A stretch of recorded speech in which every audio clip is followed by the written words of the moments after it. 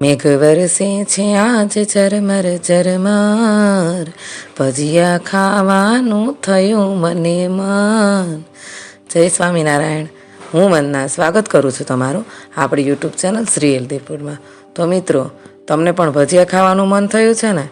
તો ચાલો મારી રીતે પોચા, જાળીદાર અને એકદમ ઇઝીલી બની જાય ને તેવા ભજીયાની રેસીપી આજે હું તમારી સાથે શેર કરવાની છું.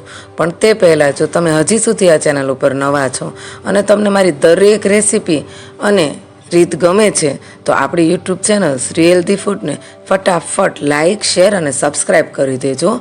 અને સાથે સાથે સાઈડમાં આપેલું બેલ આઇકન પણ જરૂરથી દબાવજો, જેથી શું થશે, તમને મારા દરેક વિડીયોની નોટિફિકેશન સૌથી પહેલાં મળશે. તો ચાલો ફટાફટ પોચા પોચા, જાળીદાર અને ઇઝીલી બની જાય ને તેવા ભજીયા બનાવવાનું શરૂ કરીએ. મિત્રો, આજે આપણે ભજીયા બનાવવાના છે ને તે લીલી મેથી વગર બનાવવાના છે. અત્યારે ચોમાસામાં લીલી મેથી છે ને તે એકદમ પચકી ગયેલી અને બહુ સારી આવતી નથી. તો અત્યારે આપણે કસૂરી એટલે કે મેથીની આપણે ઘણી બધી સુકવણી કરી હતી, તો તે સુકવણી મેથીના આપણે આજે ભજીયા બનાવવાના છીએ. તો કસૂરી મેથી લીધી છે, ધાણા લીધા છે અને તમે જોઈ શકો છો મિત્રો, અત્યારે આપણે સરસ એવું તીખા તીખા મરચાંનું કટિંગ થઈ રહ્યું છે.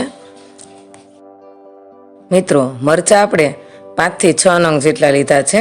પછી તમે જે પ્રમાણે તીખું ખાતા હો તેવા મરચાં તમે લઈ શકો છો અને તેટલા લઈ શકો છો. મરચાં 5 થી 6 નંગ લીધા છે. એક મોટી વાટકી જેટલા લીલા ધાણા સમારીને લીધા છે અને 3 થી 4 ચમચી જેટલી કસૂરી મેથી લીધી છે. મિત્રો, 4 ચમચી કસૂરી મેથી એટલે તેના પ્રમાણમાં લીલી મેથી જો આપણે જોઈએ ને તો 2 વાટકી જેટલી લીલી મેથી થાય.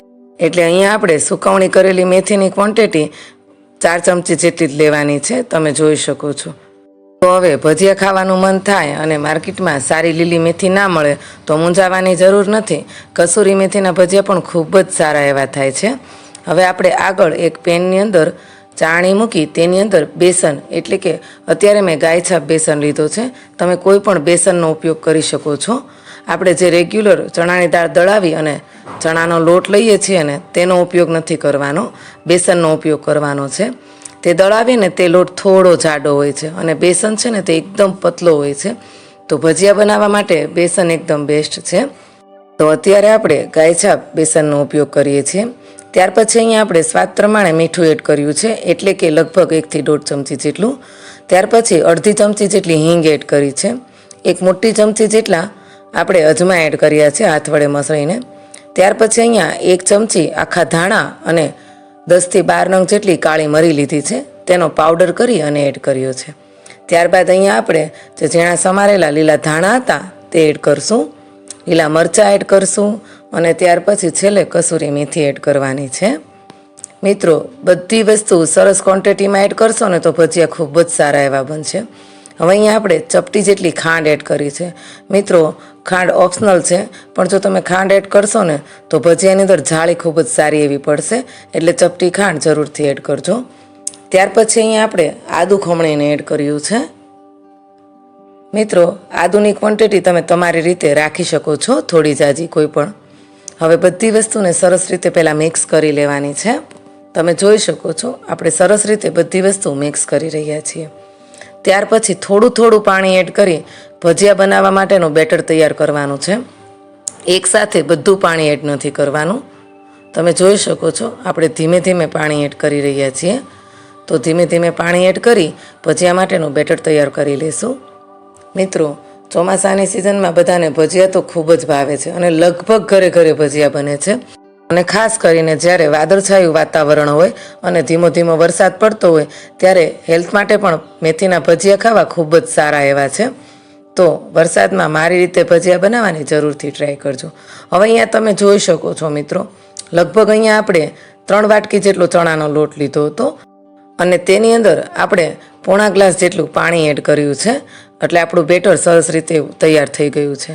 ત્યાર પછી અહીંયા આપણે ખાવાના જે સોડા આવે છે તે એડ કરશું. 1 ચમચી જેટલા મેં અહીંયા સોડા એડ કર્યા છે. તેની ઉપર આપણે 1 લીંબુનો રસ એડ કરવાનો છે.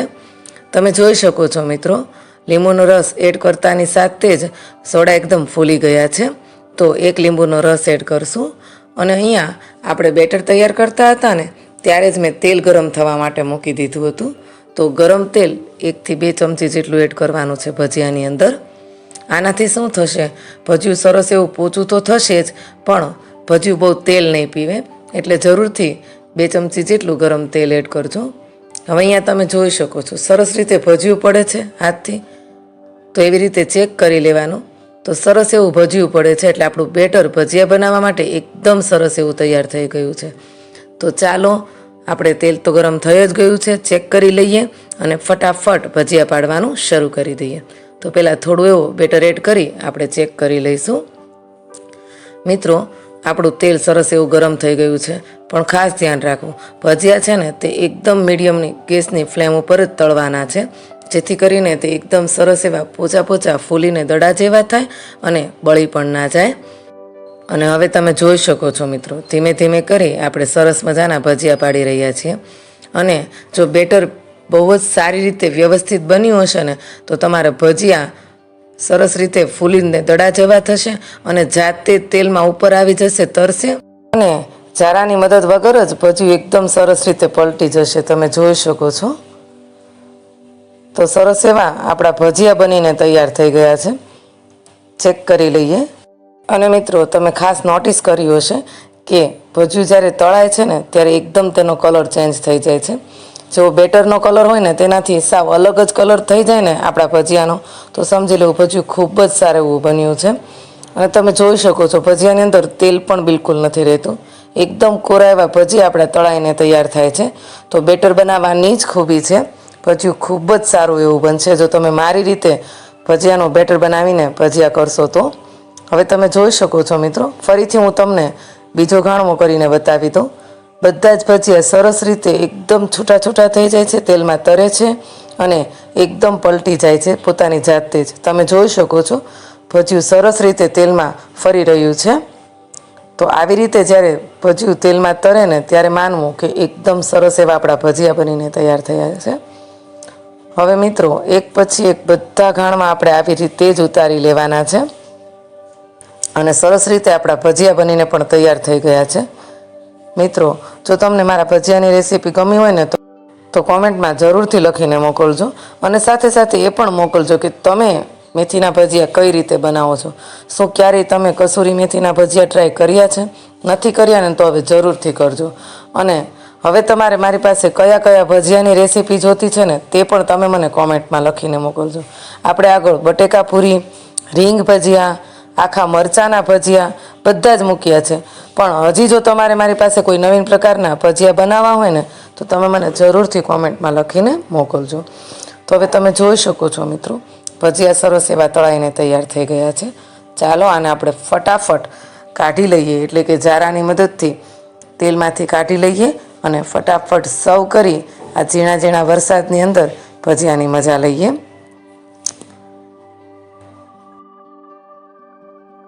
તો કસૂરી મેથીના સરસ એવા ભજીયા તૈયાર થઈ ગયા છે. આપણે થોડી એવી લીલી મરચી પણ ફ્રાય કરી તેની અંદર એડ કરવાની છે. મરચી ભજીયા સાથે ખૂબ જ સારી એવી લાગે છે. આ ઓપ્શનલ છે, જો તમે તીખું ખાતા હો ને તો જ તમારે મરચી સાથે ફ્રાય કરવાની છે. અને ભજીયાને આપણે આજે દહીં અને ખજૂર આંબલીની ખાટી મીઠી ચટણી સાથે સર્વ કરવાના છે. તમે જોઈ શકો છો મિત્રો, હું તમને ભજીયું સરસ રીતે તોડીને પણ બતાવું છું. એકદમ જાળીદાર બન્યું છે, એકદમ પોચું એવું બન્યું છે અને તેલ તો બિલકુલ નથી રહ્યું. તો આવી રીતે ભજીયા બનાવવાની જરૂરથી ટ્રાય કરજો.